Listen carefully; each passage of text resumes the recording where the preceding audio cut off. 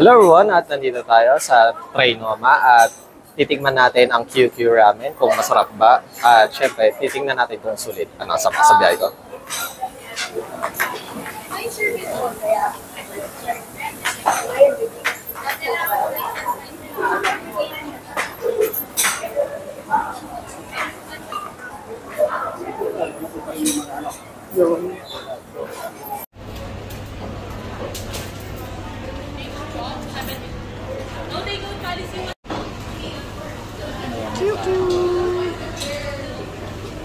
Si QQ.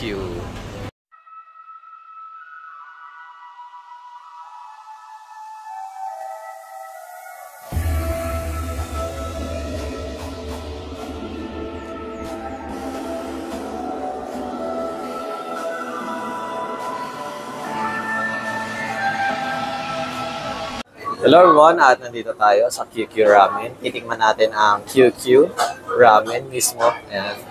Isa sa mga bestseller nila. Siyempre, mainit-init. Itadakimasu. Okay, let's eat. Sarap nung nung broth niya. Para siyang creamy. Ayan. Kumbaga parang siya. Pwede siya pambata. Medyo matamis-tamis.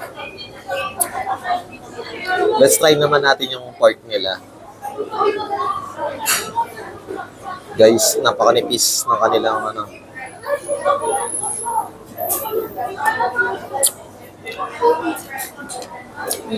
Sa meat nila masyadong tender. Ayun.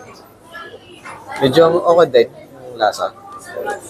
Magugustuhan nyo kapag hindi kayo masyado sa maalat. Ayun. Hindi rin siya masyadong matamis. Ayun. More on siya, parang may halong gatas talaga. Ayun.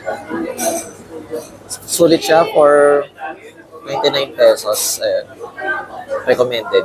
Pero wala pang drinks yun. Additional kapag gusto nyo ng add-ons na drinks. Yun ang ating verdict. Para sa atin, i-rate natin siya sa panlasa ko, siya 9 out of 10. Ayan. Let's try naman yung noodles.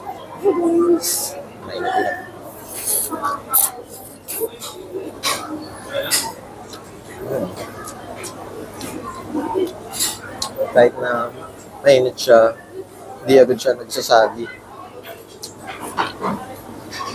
Maganda yung pagkakagawa sa noodles. Try nyo ang QQ Ramen, guys. Sulit. Meron pa sila mga other dish. Ayun.